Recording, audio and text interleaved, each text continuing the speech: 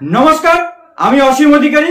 হাতে একটা জিনিস পেলাম, সেটা হলো বীরভূমে কিভাবে পোলিং এজেন্টদের এন্ট্রি পাস দেওয়া হয়েছে তা জাস্ট আপনাদের সামনে একবার দেখাবার জন্য উপস্থিত হলাম। এই দেখুন, এটা হলো পোলিং এজেন্টদের এন্ট্রি পাস। কি করে দেওয়া হয়েছে?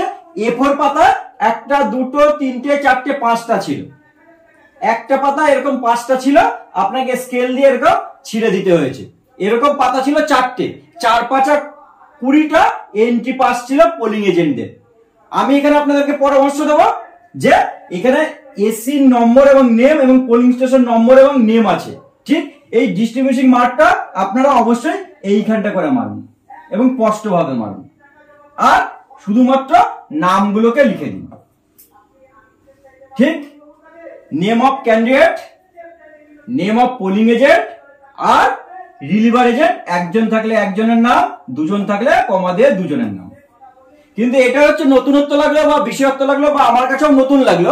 আমরা এন্ট্রি পাস কি দেখেছি সাধারণত আই কার্ডের মতো এরকম ছোট্ট 4 করা হয়, কিন্তু এটা কি A4 পাতায় 5টা, যেটা আপনাকে এখান থেকে ছিঁড়ে দিতে হয়েছে।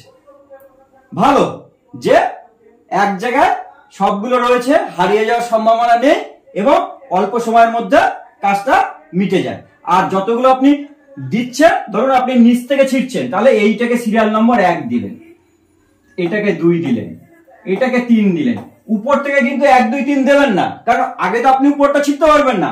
আগে তো আপনি পাতার নিচ দিক থেকে ছিঁড়বেন, কারণ এটা একটা বুকলেটের মধ্যে রয়েছে। তাহলে বীরভূম জেলায় কি পেলাম? A4 সাইজের পাতায় 5টা করে রয়েছে এমন পাতাযুক্ত এন্ট্রি পাস, 4টে পাতা ছিল 20টা হিসাব করে। ব্যাস হাতে পেলাম, আপনাদের সামনে নিয়ে এলাম। নমস্কার, সবাই ভালো থাকবেন।